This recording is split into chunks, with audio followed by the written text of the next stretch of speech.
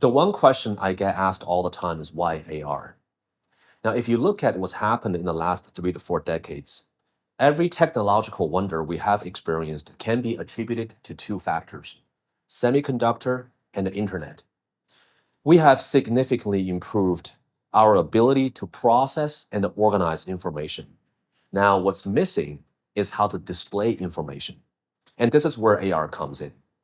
Whether it's AR or mixed reality, the underlying vision is the same. Someday, once we're able to bring digital content into the physical world, we can unleash infinite imagination. Seeing is believing. If we can change what we're seeing, we can change everything. And we see the first step towards this grand vision as wearable display. Very much like what the iPod Touch was to iPhone. You start with something very specific and tangible, and you grow from there. We have put a lot of stuff into our pocket, starting with our home stereos, telephones, etc. Now, this process typically starts with compromising everything for the size of it at first. And then as technology improves, we try to make up for the missing experience. Now, I'm here to tell you the technology for wearable display is ready. There's no more compromise of screen size for portability. For the first time, you can bring your television, your projector, your PC monitor with you at all times, and there's no more neck pain from looking down at your screen all the time.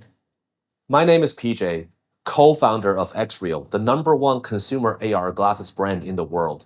We're here in London to announce the latest Air 2 and Air 2 Pro glasses, as well as our entering into the UK market. Now, to our fans, thank you for taking a chance on us, and thank you for being so supportive all the way. Your feedback, good and bad, has made us what we are today.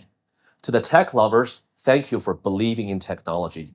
And to those who are not sure if this product is right for you, trust me, when it comes to visual experience, bigger is always better.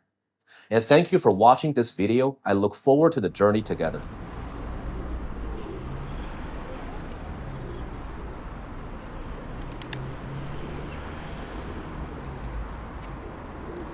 PJ. All right, Tom. Hi, how are you? Good. How are you? I'm good. I should probably take these off. You probably should. Yeah. Thank you for joining me. We're here on the lastminute.com London Eye, an iconic British landmark figure like me. Absolutely. And I think you've flown in just to hang out with me and answer a few questions, right? Well, the word on the street is that if we want to do anything in the UK, you're the man to see. So here we are. I appreciate that. Yeah. And I think you're also launching some new glasses, aren't you? Yes, we are. Okay, so can you just tell my viewers a little bit about yourself? Who are you? Sure. My name is PJ. I'm one of the co-founders of XREAL. We're the best-selling AR glasses brand in the world. And with our latest product, we're trying to bring into the UK market. Finally. Finally, yes. I appreciate that. Yeah. Now, can you just tell me a little bit about where XREAL came from? Like, did you just wake up one morning and think, I'm going to make some AR glasses? Yeah, I was hit really hard on the head. No. More seriously though, when you want to start a company, there's a saying in the startup community: if you want to start something big. Okay. Right? Because no matter how big or small it is, it's going to be equally difficult, right? So you might as well just swing, for the big shot. I think the vision that once we're able to project digital content into physical environment, it will unleash, infinite possibilities, has been around for a long time. And I think it's a super exciting future. Just imagine you can go out one day, wear these glasses, and you can change the color of the building. You can add avatars onto the street.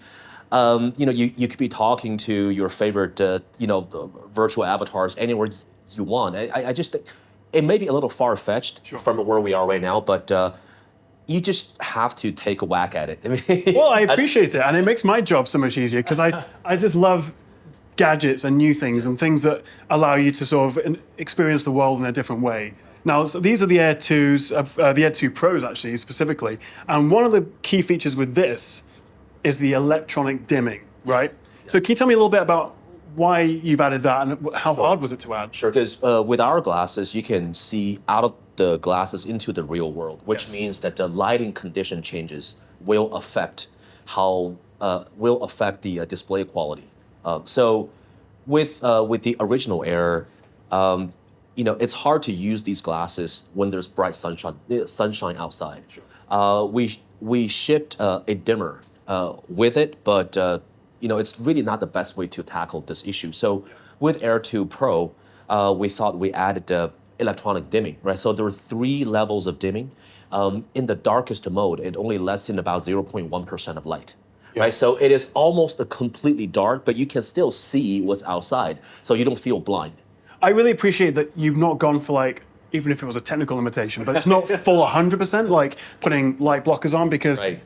I find with noise cancelling headphones sometimes That's right. you feel a little bit claustrophobic, a bit vulnerable, That's like right, that's putting on a VR headset. Yeah. So you can still see just a tiny Yeah, bit. I never used the dimmer we shipped with Air 1 because it just made me blind. I didn't like that feeling. Yeah, I like to be able to know what's going on around me. Yeah, it's fantastic. I mean, for me, it's the reason I would want to buy the Pros. Thank you. But in terms of the glasses themselves, the Air 2 and the Pro, what's your main like use case for it? How do you use it? And also, if someone's trying it for the first time, how would you sort of show it off? Right.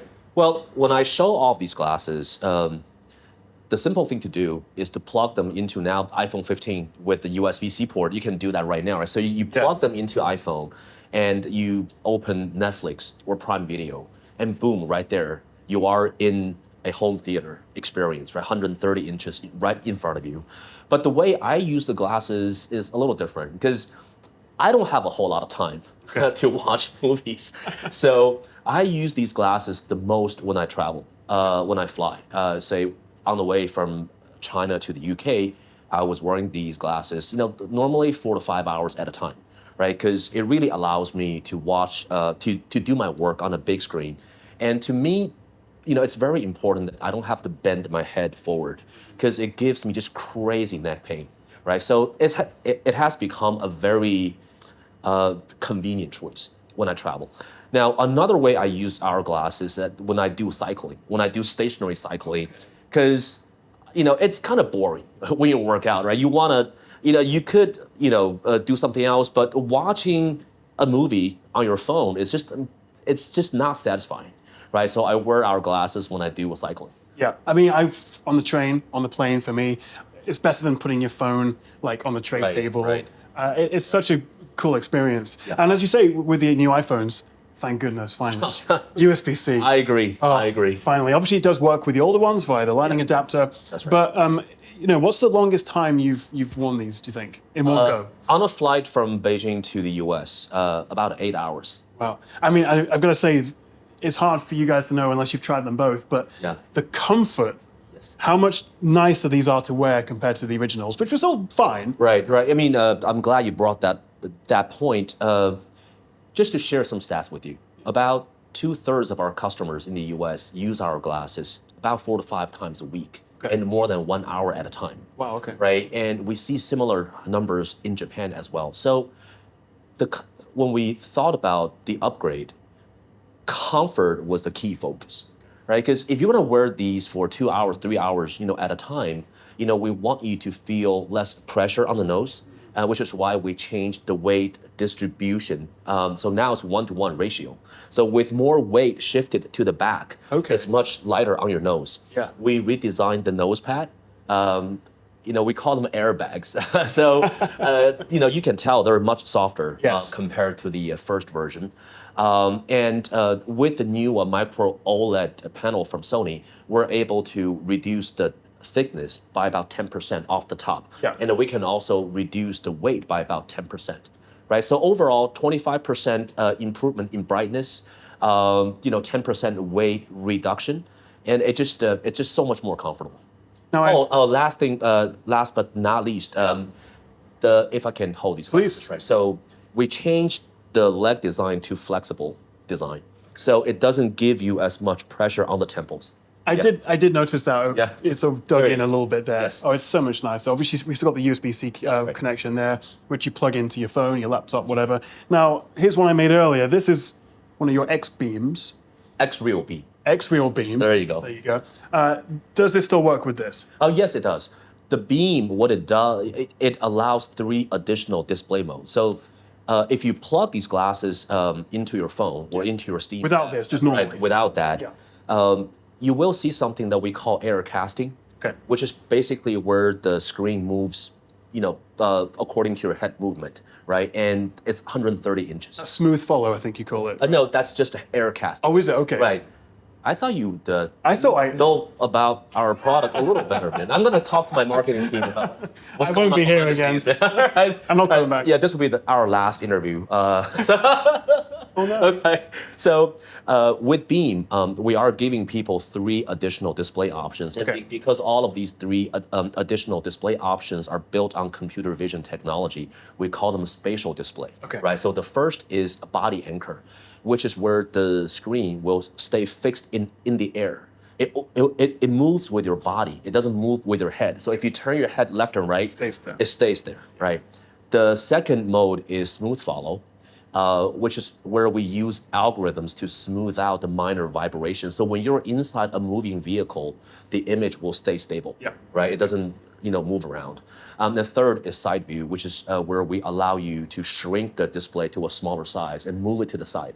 So when you're trying to get from point A to point B, there's nothing blocking your line of sight, right? So Beam is essentially a spatial display enabler, if you will, right? You use the wired connection, and it will allow you to have the 3 additional display modes. I see. So it's an optional extra, but it brings out more features. You can do more with your glasses. That's correct. So if you want to go from 130 inches to 330 inches, you need Beam. Okay, but of course it's the same field of view. Yes. So it's like cropping in. Right, that's right. Okay, great.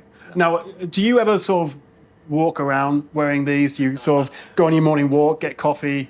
Not really. I have walked around on a treadmill. Yeah, okay. Not so much around, but I've been, I think most people use our glasses still more for stationary use.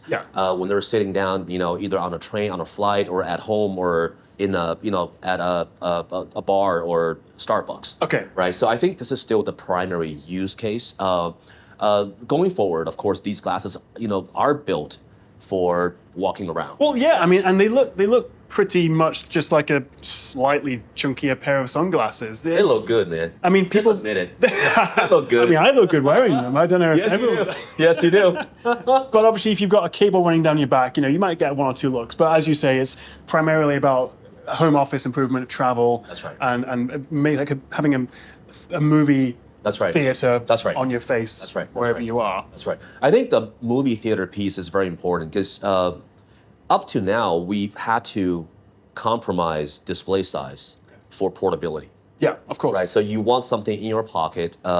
It comes out, 6.1 inches in the case of iPhone 15, 6.7 or 8 inches in the case of Pro. That's about as large as it gets, right? Even with iPad, you can't put it in your pocket. Right, it becomes a little bit harder to carry. Now, I think with these glasses, you can finally have a home theater experience with you at all times. Yeah, and actually one of the use cases that we talked about earlier was having the Nebula app on your Mac and having a triple display setup, which is fantastic. That's correct, yeah. Yeah. I also plugged this into my drone and used it as like a camera. And I was also just walking around this pod on the London Eye, filming myself with the rear cameras on my iPhone, which normally I wouldn't be able to see, but because it's got the viewfinder live into the camera, that's pretty cool. Yeah. I can basically see what the camera is seeing. It's like every day I've used these, and I've had them for a week or so now, like, there's just, I could use it with that, or I could use it with that, because you literally can just plug it into anything. Anything. I think that's it's a very important design idea that we had. We want our glasses to be compatible with just about everything that you have, whether it's Steam Deck, ROG Ally, even Nintendo, even PlayStation, Xbox, so on and so forth. So compatibility is very important. I want you to be able to enjoy the new display experience on every device that you have. It's remarkable how sharp these screens are, because my experience of AR, VR headsets until some of the most recent ones have been sort of grainy, screen door effect, kind of low res, makes you feel a little bit nauseous after half an hour. But because this isn't VR, because you still have that peripheral vision and things. That's right. And the quality of the displays, because it's the first to use these new Sony OLED micro OLEDs. Yes, so this latest Sony Micro OLED panel, they're smaller in size, but they feature the same resolution, which means the pixel density is much tighter. Yes. right? So we put a lot of effort into trying to improve the color accuracy.